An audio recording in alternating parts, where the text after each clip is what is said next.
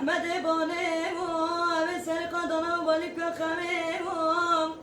أبي خانا قنا ديتي عشرين عشرة بيبي صدقني الشري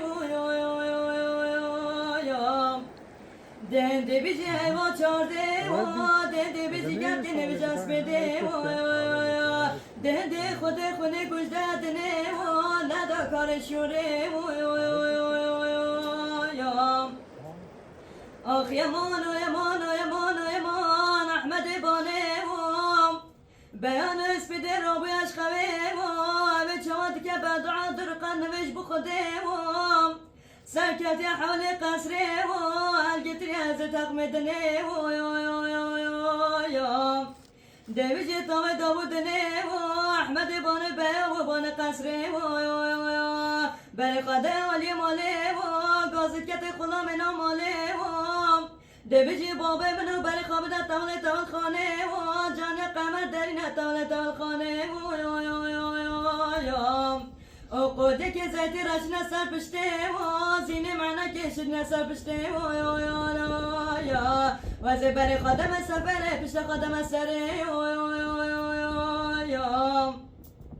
یمان و یمان و یمان و یمان احمد بانه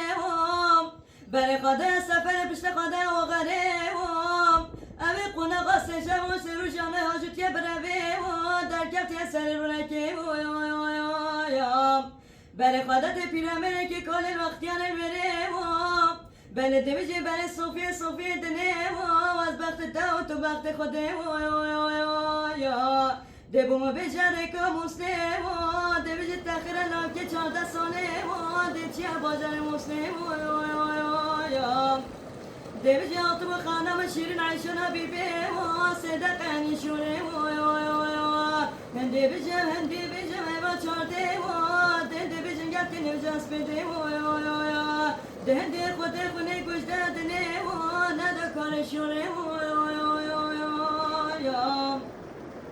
يمان ويمان ويمان عيشانا من يمان وقت احمد باني قلت يا بوز بگی لوی پیرم دبجه خورده 14 ساله نیازم باب عیشم دبجه واز بخت تن تو بخت خودم دبوم بیجه نفت خلاط عیشم وطن من اخوازن چقاره رحم دیتم اخوازن سیچا مال دنم دوازه اشکو من دبیز پاره دیوان خانه و یمان باز بگی نوی پیری دبیج احمد بانه دواره بری خادن عالی ماله اوه سوار و سر پشتن جانه بری خادن باجر مسلم و سرکت حال قصره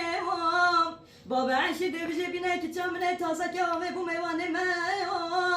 عیشه نبی بده حسابت یه تاسه آوه دستات سردم راسته بری خاده مال دف احمد بانه جاوه احمد بانه کتو برنو بالا عیشه نبی به آقل و سرده سرکت ارد خوده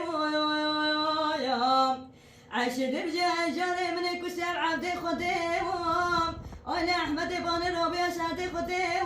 دبجه بوز بگل و پیره